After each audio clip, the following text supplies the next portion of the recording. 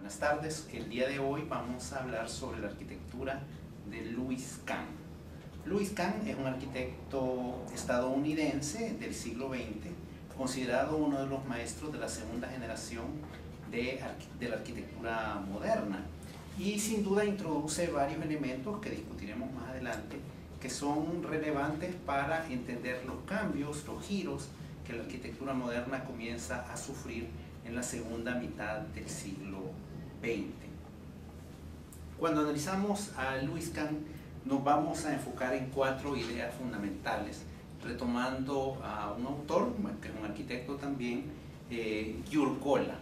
Gyurgola plantea que Louis Kahn parte de un concepto prácticamente casi religioso de lo que es la belleza en la arquitectura, para lo cual Kahn retoma una cita de Santo Tomás Aquino, donde Santo Tomás afirma que la belleza proviene de cuatro cualidades fundamentales, que son, en latín, el integritas, es decir, la integridad; perfectio, que es la perfección; proportio, que es la proporción; y claritas, que es la claridad. Entonces lo que vamos a hacer en este momento es ir presentando cada una de estas cualidades de integridad, perfección, proporción y claridad, y tratar de evidenciarla en varios de los edificios que Louis Kahn desarrolla, como decíamos, en la segunda mitad del siglo XX. Prácticamente su obra se concentra sobre todo desde finales de los años 50, 1959 aproximadamente, hasta principios de los años 70, 1972. Entonces, ¿qué es lo que Louis Kahn plantea cuando hace una arquitectura que pretende reflejar la integridad? Pues ahí hay prácticamente tres ideas fundamentales. Una idea es que el espacio, y la arquitectura se ocupa esencialmente del espacio, se entiende como una unidad. Es decir, el edificio debe lograr integrar en un todo, en una totalidad, en una unidad, diferentes espacios, diferentes segmentos, digamos, diferentes subunidades que se combinan entre ellos para configurar el edificio como un todo. Es decir, es este tema de la relación entre las partes y el todo que busca ser integral, que busca integrar justamente esas partes del edificio. Un segundo elemento en este tema de la integridad, que está muy vinculado a lo anterior, es el hecho entonces de tratar de entender como la naturaleza diversa de los espacios. Kahn plantea al menos dos grandes tipos de espacios, lo que él llama los espacios servidores y los espacios servidos. Es decir, en cualquier edificio nosotros podemos identificar en su programa arquitectónico cuáles son los espacios servidos, es decir, estos son los espacios principales realmente del edificio. Son donde se desarrollan las actividades centrales, las actividades esenciales que le dan un carácter particular a cada edificación. Y en oposición a los espacios servidos se encuentran los espacios servidores, es decir, los espacios que le prestan servicio a estos otros espacios principales. ¿A qué nos referimos con espacios servidores? Que están en todos los edificios y que tienden a ser como bastante típicos.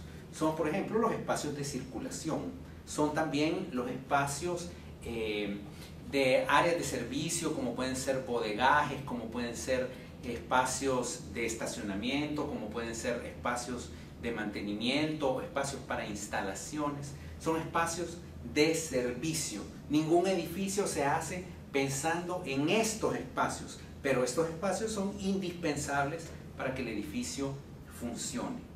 Y el tercer elemento fundamental en esta idea de integridad es el hecho que los espacios, entonces, esas diferentes unidades para conformar un todo que es el edificio, ponen el acento en lo que él llama los elementos de unión.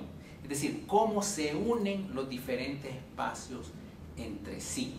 Esto es un cambio que puede ser importante en relación a los principios, digamos, originales de la arquitectura moderna, En tanto, la arquitectura moderna en sus orígenes ponía énfasis también en los elementos de unión, pero no tanto en los elementos de unión entre espacios, sino que los elementos de unión entre elementos arquitectónicos, cómo se unen paredes, cómo se une una pared con el cielo, cómo se une una pared con el piso, cómo se organiza una ventana en esquina o una puerta. Ese es el lenguaje clásico de la modernidad, llamémoslo así. Sin embargo, Kant en lo que va a poner énfasis es en cómo se unen los espacios entre sí. Y eso lo podemos ver en varios edificios. Por ejemplo, en la casa Fischer, una de sus primeras casas en 1960, el programa arquitectónico se va a descomponer en dos cubos prácticamente. En un cubo se reúnen las funciones sociales de la vivienda y en el otro cubo se plantean o se organizan las funciones privadas de la vivienda, es decir, dormitorios y demás espacios. Entonces Kant va a poner un énfasis en cómo estos dos cubos, que no son paralelos sino que están oblicuos el uno con el otro, se juntan, de hecho en la arista de uno de ellos, para conformar y organizar la casa. Es de hecho una aproximación similar la que podemos encontrar en un edificio, prácticamente una de sus obras maestras, que es el Parlamento de Bangladesh, concluido en 1972, prácticamente con la muerte de Louis Kahn, que es un edificio de una gran complejidad, pues se trata de la sede del poder legislativo de este país, de Bangladesh, a la par de la India.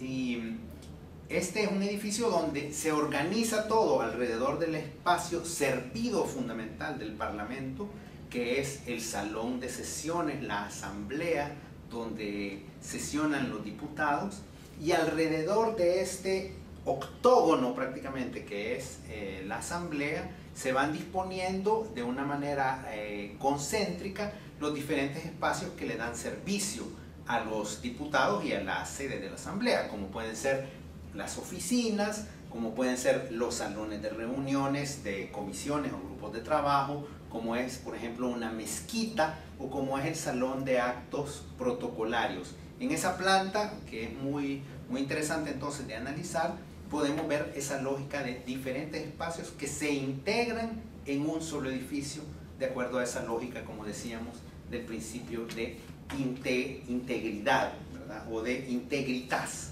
según la fórmula de Santo Tomás Aquino.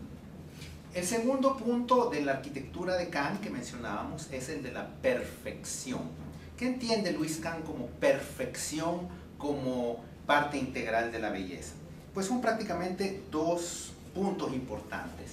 Uno es la idea que el ser humano no es la naturaleza, está relacionado con la naturaleza, pero dice Louis Kahn, el ser humano reafirma a través de la arquitectura su voluntad de ser, dice él. Vamos a plantearlo. La arquitectura le permite al ser humano reafirmar su humanidad, su singularidad en relación al entorno natural que le rodea.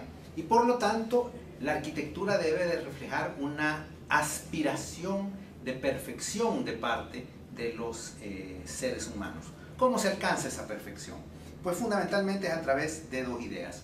Una es el manejo consciente, magistral, digamos, de la geometría. La geometría expresa, en la lógica de Louis Kahn, esa humanidad. La geometría es un producto del ser humano, no es algo que está en la naturaleza, y por lo tanto reafirmar que la arquitectura puede desarrollarse a través de estas formas geométricas es el resultado pues, de esa expresión, de esa voluntad de ser que mencionábamos hace un momento. Y el segundo sentido de la perfección tiene que ver más con los aspectos técnicos, sobre todo de la construcción. Construir el edificio con perfección. ¿Qué significa esto? Bueno, tiene que ver con la selección de los materiales, con los acabados de los materiales, con la manera de reflejar en el edificio cuáles son las propiedades reales que tienen esos materiales de construcción. De hecho, esto va a significar en buena medida que Kant va a utilizar una paleta, decimos, reducida de materiales. Pocos materiales, esto es una idea que de hecho fundamental en general en el movimiento moderno, pocos materiales que se van a emplear, que se van a combinar en los edificios y que van a expresar sus cualidades particulares. ¿Qué materiales? Fundamentalmente el concreto expuesto en su estado natural, y aquí Kant también va a ir desarrollando como mucha habilidad para el manejo del acabado del concreto visto, es decir, todo el manejo de los moldeados del concreto, moldeado con tablas, moldeado con mamparas metálicas, todo este tipo de manejo del molde y su resultado siendo un concreto con un determinado aspecto, pues va a ser una preocupación central. Otro material muy utilizado por Louis Kahn y que de hecho él de alguna forma lo revaloriza de cara a la arquitectura moderna es el ladrillo de barro. El ladrillo de barro, que obviamente siempre tiene una connotación bastante tradicional, ¿verdad? Es un material histórico que existe desde hace mucho tiempo. En la arquitectura de Kahn pues se va a convertir como en diferentes ocasiones, en diferentes oportunidades, en una posibilidad de aludir a un contexto ambiental, a un contexto cultural en el cual se están haciendo los edificios.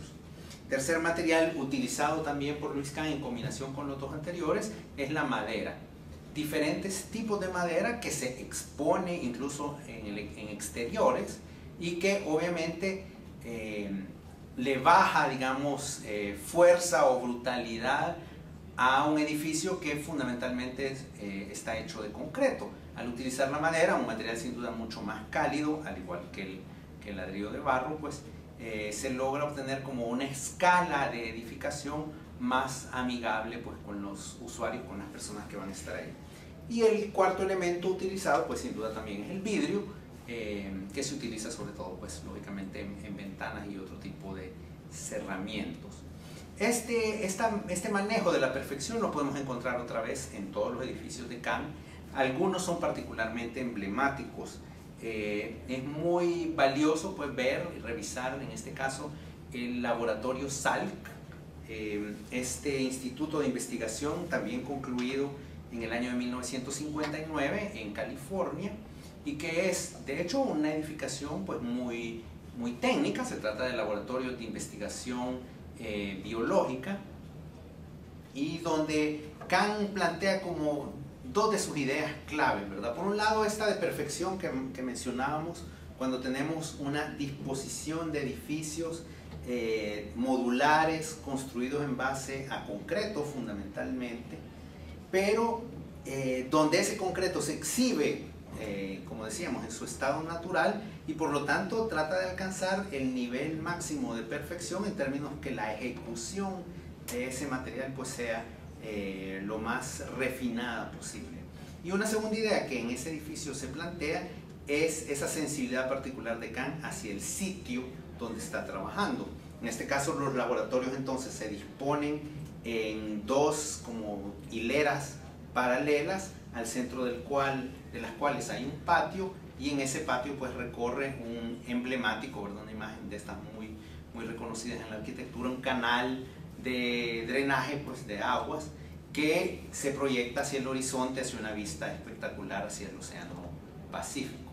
Entonces esa es, digamos, una de esas obras emblemáticas en ese sentido, y donde otra vez la combinación de los materiales, concreto fundamentalmente, pero también madera, le da a la edificación pues, una expresión muy particular y muy justamente kahniana, digamos. El tercer punto que mencionábamos para tratar de explicar la arquitectura de Louis Kahn es el de la proporción.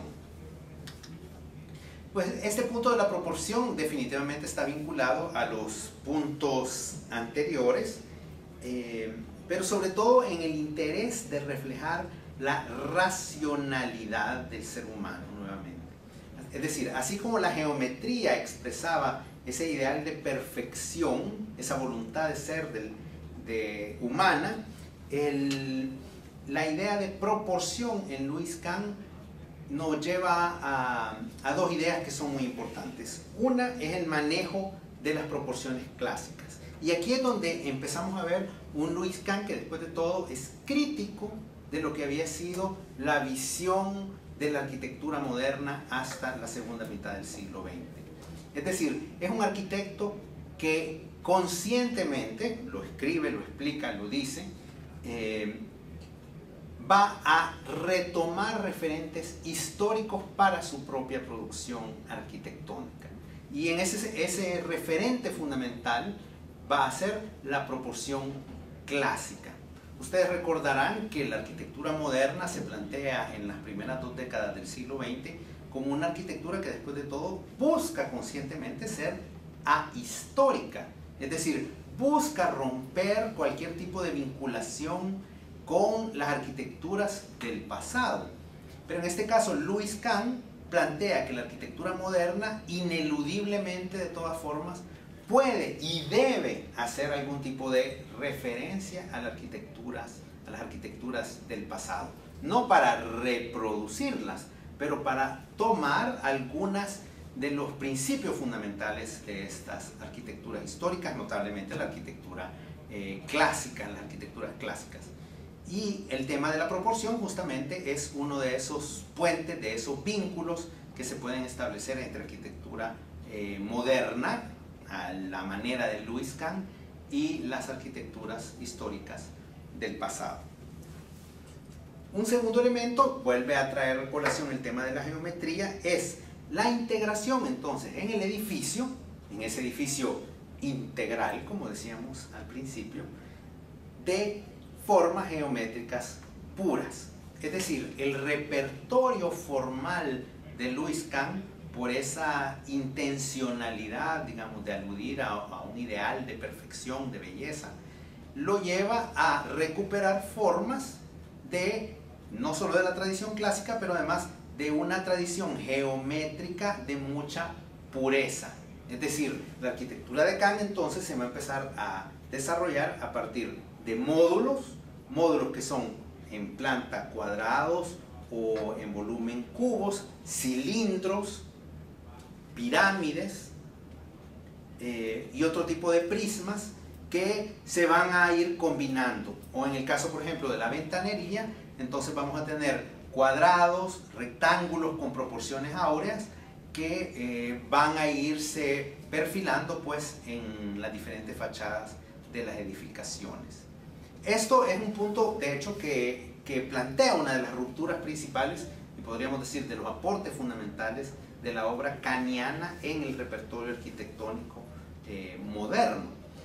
Y lo podemos ver en todos sus edificios prácticamente. Uno de los más emblemáticos en este sentido, como ejemplo de un edificio paradigmático por la tipología de edificio que representa, es la biblioteca Phillips Exeter. Esta es una biblioteca en un college del noreste de Estados Unidos, planteado justamente con esta lógica muy racional de Kahn. Se trata de un cubo en el exterior de ladrillo, porque la arquitectura tradicional de Nueva Inglaterra, donde está ubicada esta biblioteca, es esa arquitectura en ladrillo, es decir, hay una tradición local de construir en ladrillo de barro. Entonces se configura un cubo exterior de ladrillo de barro y adentro de ese cubo lo que hay es un vacío, que es el lobby, digámoslo así, el vestíbulo principal de la biblioteca, que tiene 3 alturas.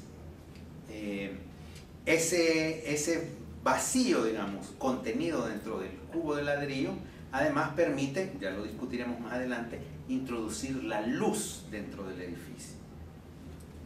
Y alrededor de este vacío entonces se organizarán las funciones, otra vez los espacios servidores y los espacios servidos del edificio, en el anillo interior, digamos, que está alrededor de este vacío.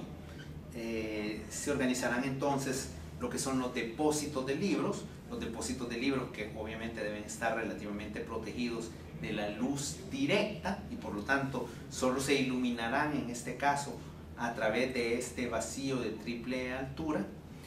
Y alrededor de este anillo de depósito de libros, un anillo perimetral que ya da contra las ventanas exteriores de la edificación, todo lo que son las salas de lectura. Salas de lectura que evidentemente también gozan o requieren de una iluminación natural que es mucho más amable, digamos, con la lectura de los libros.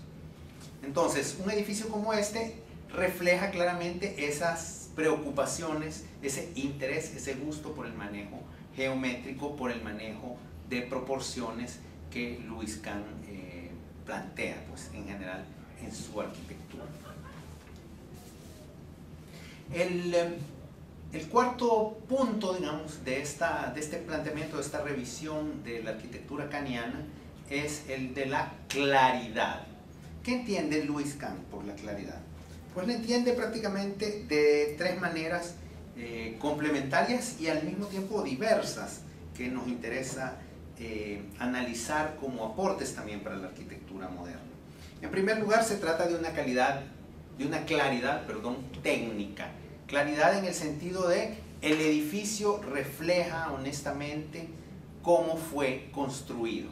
Y esto tiene que ver con puntos que ya mencionábamos antes, como es el de los materiales en su estado natural, el tener un repertorio o paleta relativamente restringida de materiales y expresarlos pues en sus propiedades. Entonces es una claridad técnica. Pero también hay una claridad de tipo conceptual. Y esto tiene que ver también con lo que ya mencionábamos antes, es decir, claridad conceptual en el sentido de ese manejo geométrico, el manejo de los módulos, el manejo de unos principios de composición, es decir, de organización de todos los elementos para construir una unidad en el edificio, es decir, ese edificio integral. Y la tercera, que probablemente es la que en este punto nos interesará más, es la claridad literalmente manejada como la lectura del edificio por medio de la luz. Es decir, Louis Kahn plantea que la luz es un material arquitectónico. ¿Por qué? Porque la luz permite dar mayores énfasis a ciertas cualidades espaciales. Notablemente, las propiedades de los materiales. Es decir, un concreto expuesto a la luz, un concreto que a la luz produce determinadas sombras, determinadas texturas, pues es un material entonces revalorizado por su relación con la luz. Pero también la luz es la que permite destacar determinadas cualidades espaciales dentro del edificio. Entonces, la manera de introducir la luz al edificio se va a volver también como un tema de exploración notable en diversos edificios de Louis Kahn. No es simplemente abrir un agujero en el techo del edificio para que entre la luz, sino que es filtrar o matizar la luz en su momento de entrar a la edificación. ¿Cómo se hace esto? De diversas maneras y utilizando recursos múltiples que, como decíamos, son de los temas que Kahn incesantemente va a estudiar en su carrera. Lo podemos ver en el caso de la biblioteca Phillips Exeter que mencionábamos hace un momento. Ese vacío de triple altura está efectivamente coronado por un tragaluz. Sin embargo, no es un tragaluz cenital directamente, es decir, no hay un agujero en la parte superior, sino que la luz entra, pero de hecho es filtrada, es matizada, como Kahn lo plantea, en una serie de vigas donde la luz se refleja y es la luz reflejada la que entra en el espacio, en ese caso a través de un sistema de vigas con forma de X que se cruzan perpendiculares y en diagonal, que permiten hacer esos reflejos de la luz. Otro edificio fundamental prácticamente en este sentido es el Museo de Arte Kimbell, que es un edificio que se encuentra en la ciudad de Fort Worth en Texas, que fue concluido en 1967. En este caso, Kahn hace un planteamiento de un edificio volumétricamente muy sencillo. Se trata de una serie de rectángulos prácticamente donde se organizan todas las funciones del edificio, salas de exhibición, auditorios, espacios administrativos, espacios de bodegaje. Pero en el caso de las salas de exhibición, esos rectángulos pues están cubiertos por bóvedas, otra vez una alusión obviamente a formas clásicas casi sagradas, llamémosle así. Pero estas bóvedas no se quedan nuevamente en la simple reproducción de la forma clásica tradicional, sino que para permitir una entrada de la luz, estas bóvedas se abren digamos, en su parte superior, digamos, en lo que correspondería a la clave de la bóveda, y ahí se plantea una especie de bóveda invertida, digamos, son dos curvas cruzadas, metálicas, que permiten que la luz entre, se refleje en estas curvas metálicas y a su vez se vuelva a reflejar en la bóveda de concreto en el interior del edificio. Es decir, es un estudio de hecho bastante detallado de cuál es la manera más sabia de introducir la luz dentro de una edificación. Igual también lo hace en otro edificio, como es el Centro de Arte Británico de la Universidad de Yale en Estados Unidos, donde el edificio, nuevamente de una forma rectangular bastante sencilla, es cubierto por una serie de pirámides que lo que hacen es introducir la luz en las salas de exhibición del tercer nivel de la edificación. Pero nuevamente, no es una simple y directa introducción de la luz, sino que es una luz que a través de unas pirámides translúcidas entra dentro de una pirámide de concreto más grande, y ahí la luz choca, se refleja contra unas vigas de concreto que son las que ya reflejan la luz indirectamente entonces hacia las salas de exhibición. Entonces ese tema de manejo de la luz natural se va a volver crítico en general en la obra de Kant, e incluso va a permitir otras aproximaciones que también consideramos como aportes fundamentales de la arquitectura de Kant en la arquitectura moderna, que es cuando él se enfrenta al tema de trabajar edificios relativamente importantes en países en desarrollo. Y aquí vale la pena mencionar dos proyectos. Uno, ya lo comentábamos hace un momento, que es el Parlamento de Bangladesh en Dhaka, la capital de este país, donde otra vez ese interés en la introducción de la luz lo podemos ver en diferentes tipos de tragaluces cenitales. Por ejemplo, en la asamblea, en ese espacio grande octogonal central del edificio del Parlamento, se trata de una cubierta bastante compleja, de una especie de paraboloide que se adapta a la forma del octógono del salón para introducir la luz otra vez de una manera indirecta. O, por ejemplo, cubre los pasillos interiores del edificio del Parlamento con una serie de pérgolas, siendo estos incluso espacios abiertos. ¿Y por qué decimos que hay ya un cambio y todavía un aporte adicional en relación a lo que comentábamos con respecto a los edificios que desarrolló en Estados Unidos? Y es que Kant se interesa por el tema climático. Evidentemente, hacer un edificio en un país como la India o como Bangladesh, hay un requerimiento de confort térmico en un clima tropical pues muy importante. Entonces Kant lo que va a desarrollar, digamos, a la par de ese interés por el manejo de la luz, es todo el tema de no tanto ya introducir la luz dentro del espacio, sino cómo producir sombra dentro del espacio, porque obviamente en nuestros climas necesitamos que los edificios tengan sombras. Entonces lo que se va a desarrollar ahí es más bien un manejo de doble fachadas, es decir, donde el espacio principal probablemente tenga una forma determinada, un cubo, un cilindro, pero este volumen se va a convertir en interior prácticamente, porque alrededor de él va a haber otra piel del edificio que lo va a proteger, que va a proteger ese interior.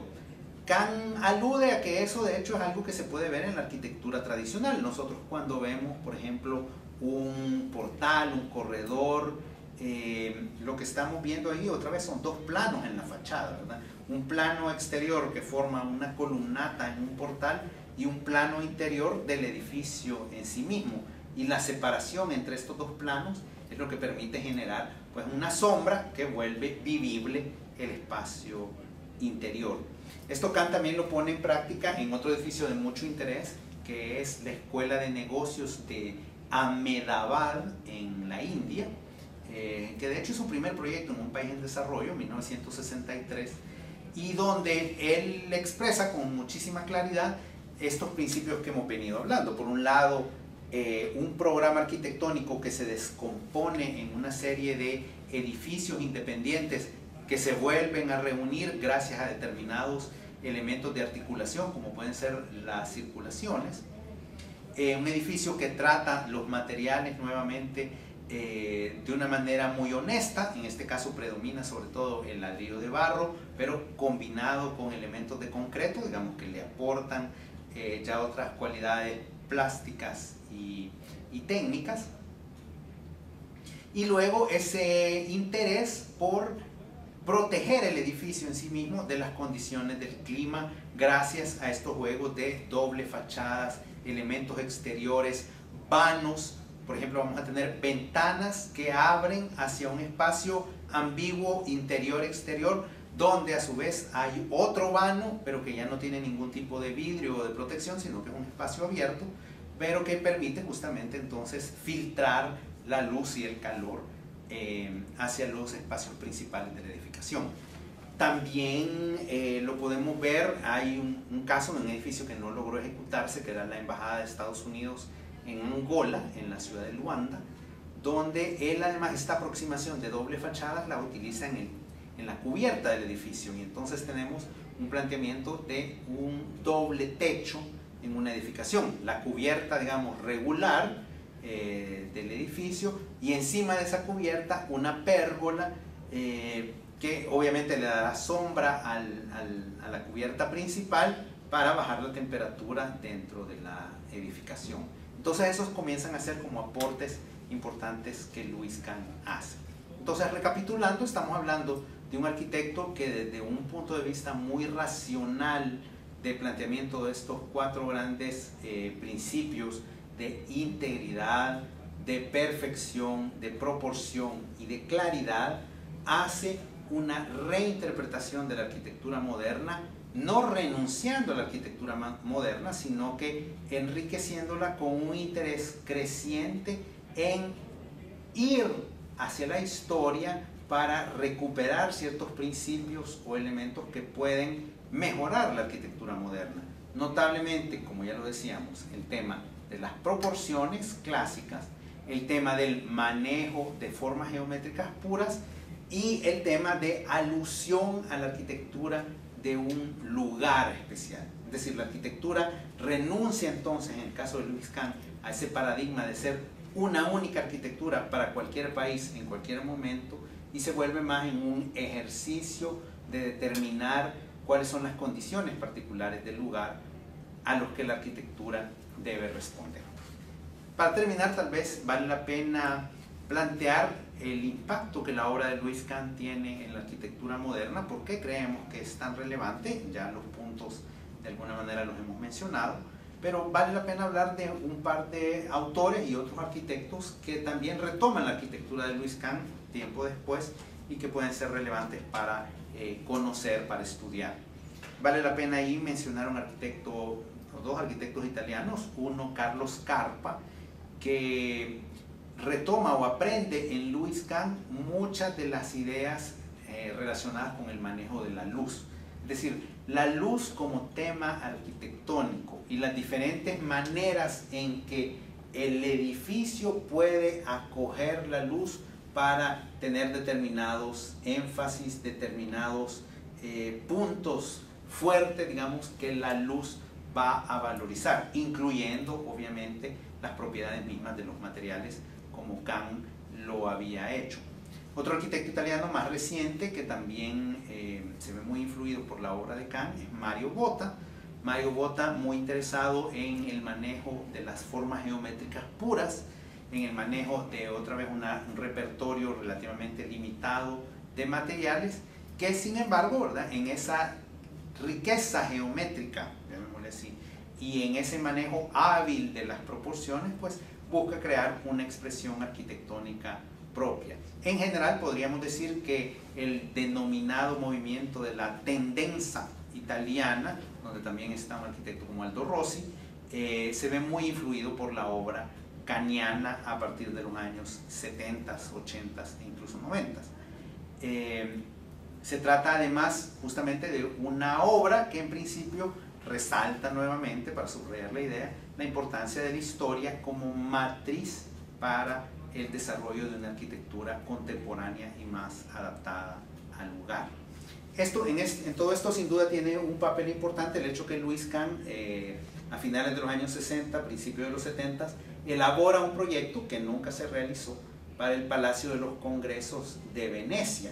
Entonces su llegada a Venecia pues tiene un impacto importante en términos del planteamiento claro de todas estas ideas y darle una expresión pues muy concreta como arquitectura. Por último, y siempre comentando a estos arquitectos italianos, vale la pena también recordar que Manfredo Tafuri, un teórico de la arquitectura italiano, plantea que justamente Kahn es el primer arquitecto moderno que a su criterio explora con claridad, con intencionalidad, digamos, no como producto de la casualidad, el nexo no fácil, nexo ambiguo, el nexo complicado entre producción de arquitectura moderna e historia. Es decir, entender la historia como un ingrediente más para la producción de arquitectura. La historia se vuelve un material más de la producción arquitectónica. Y eso, según el mismo Tafuri, le permite a Kahn entonces dar un salto novedoso, la apertura de un nuevo paradigma en relación a la producción de arquitectura moderna que se había venido haciendo durante la primera mitad del siglo XX. Entonces, con estas ideas, con estos principios de Louis Kahn de integralidad, de proporción, de perfección y de claridad, más resaltar ese aporte, digamos, en términos de el uso de la historia como un material para la producción arquitectónica, pues concluimos esta sesión y planteamos pues la síntesis de ideas de Louis Kahn.